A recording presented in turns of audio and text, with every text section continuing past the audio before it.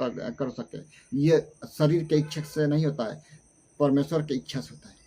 जब आपके जीवन में पवित्र आत्मा काम करेगा, जब आप पवित्र आत्मा का सामर्थ्य पाएंगे, तब जा करके होगा मेरे प्रिय। 13वां पॉइंट है, एक दूसरे के प्रति एक ही मन रखें। रोमियो 12:14 से 21, रोमियो 4 के 14 के 21। एक ही मन रखना है मेरे प्रियो, दो प्रकार का मन नहीं रखना है। या तो उसको हटा दो, इस प्रकार से देखते हैं 14 से 21।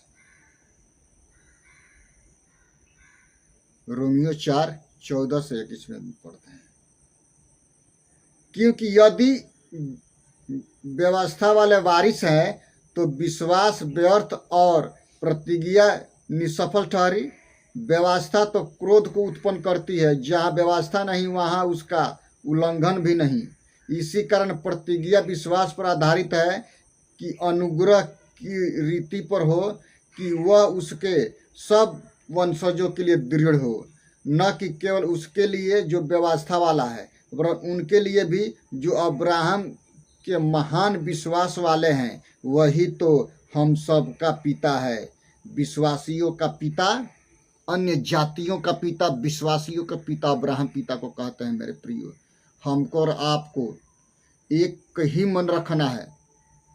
जब कुरनेलियुस के घर में संत पौलुस पहुंचते हैं और प्रचार करते हैं तो वहां पर पवित्र आत्मा से लोग भर जाते हैं और वो कहते हैं कि जिस प्रकार से हमने पवित्र आत्मा पाया है वही आत्मा वे लोग भी पाए हैं, तो हम परमेश्वर के रूख को हम क्यों रोक सकते हैं? या परमेश्वर की आत्मा को हम रोकने वाले कौन होते हैं? यदि हम रोकते हैं तो हम विरोधी हैं। मेरे प्रिय, सोचिए, परमेश्वर की बाढ़ को हम रोक नहीं सकते हैं।